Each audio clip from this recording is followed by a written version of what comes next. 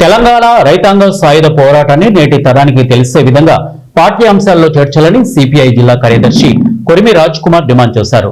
ఈ నెల 11 నుండి 17 వరకు రాష్ట్ర వ్యాప్తంగా నిర్వహిస్తున్న తెలంగాణ సాయుధ పోరాట వారోత్సవాలను పురస్కరించుకుని జయశంకర్ భూపాలపల్లి జిల్లా కేంద్రంలో ఆదివారం సిపిఐ జిల్లా సమితి ఆధ్వర్యంలో ఏఐటియుసి కుమరయ్య భవన్ నుండి అంబేద్కర్ సెంటర్ మీదుగా బస్టాండ్ వరకు భారీ ర్యాలీ నిర్వహించారు. స్థానిక బస్టాండ్ వద్దనున్న అమరవీరుల స్తూపం వద్ద ఘన నివాళులు అర్పించి వార్షికోత్సవ సభ నిర్వహించారు. ఈ సందర్భంగా రాజ్ కుమార్ మాట్లాడుతూ తెలంగాణ రైతాంగ సాయుధ పోరాట చరిత్ర నేటి తరానికి తెలిసే విధంగా పాఠ్యాంశాల్లో చేర్చాలని, తెలంగాణ విలీన దినోత్సవంపై కేంద్రం రాష్ట్రంలో అధికారంలో ఉన్న రాజకీయ పార్టీలు ఇక కపట నాటకాలు ఆడుతున్నాయని విమర్శించారు. తెలంగాణ విలీన దినోత్సవాన్ని అధికారికంగా నిర్వహిస్తామని, ట్యాంక్ బండపై సాయుధ పోరాట యోధుల విగ్రహాలు పెడతామని, ఇక పాఠ్య పుస్తకాల్లో తెలంగాణ సాయుధ పోరాట చరిత్రను చేర్చుతామని చెప్పిన హామీలన్నీ ప్రభుత్వం ఎందుకు నెరవేర్చలేదని ప్రశ్నించారు. మరోవైపు కేంద్రంలో అధికారంలో ఉన్న బీజేపీ సాయుధ పోరాట చరిత్రను వక్రీకరిస్తూ నైజాంపై పోరాటాన్ని హిందూ ముస్లింల గొడవగా చిత్రీకరిస్తోందని వారన్నారు. ఏం చేస్తా ఉన్నారు ఈరోజు? ప్రభుత్వ భూములు అనేకం ఏమిటి పెద్ద పెద్ద ఎమ్మెల్యేలు, ఎంపీలు, మినిస్టర్లు కైంకర్యం చేసిండ్రు. లక్షలాది ఎకరాల భూములు, వేలాది ఎకరాల భూములు వాళ్ళ సొంతం చేసుకున్నారు. కానీ పేదలకు భూమి పంచమంటే పంచే పరిస్థితి లేదు. పోడు భూముల సమస్య అంతే ఉన్నది. పోడు భూముల సమస్య మేము వస్తే పరిష్కరిస్తామని చెప్పారు. అది పోడు భూములు కొట్టుకొని దాదాపు సంవత్సరాలుగా ఈరోజు వ్యవసాయం కొనసాగిస్తారు. ఎవరికి పట్టా పాస్ పుస్తకాలు ఇవ్వలేదు.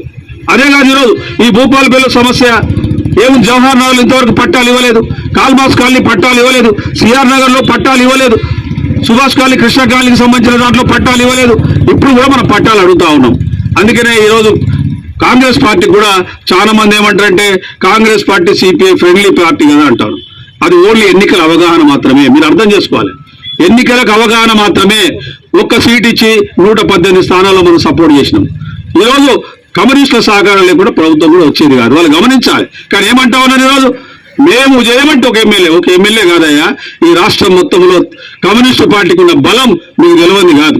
మీ రేవంత్ రెడ్డి గారు స్వయంగా ముఖ్యమంత్రి గారు చెప్పారు, అయ్యా కమ్యూనిస్టు అధికారులు రాకపోవచ్చు కానీ ప్రభుత్వాలను పడగొట్టడానికి మాత్రం వాళ్ళకి బలం ఉన్నదని చెప్పాడు ఆయనే. మనం అందరం విన్నాం. కాబట్టి ఇలాంటి మీరేదో మాట్లాడి ఏదో చిన్నగా పార్టీని చూడదలుచుకుంటే రాబోయే రోజుల్లో చాలా ఇబ్బందులు పడే పరిస్థితి మీకే ఉంటుంది. కాబట్టి ఇప్పటికైనా మీ యొక్క వైఖరి మార్చుకొని మా డిమాండ్ ఒకటే, తెలంగాణ సాయుధ పోరాట, రైతాంగ సాయుధ పోరాట వారోత్సవాలను అధికారికంగా ప్రభుత్వం నడపాలి. ప్రభుత్వమే దీన్ని నడపాలి అఫీషియల్ గా. ఏదైనా పండుగలు చేస్తా ఉన్నాం.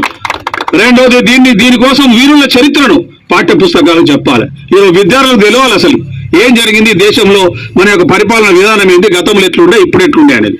కేవలం ఏదో మనం కూడా ఈరోజు మనం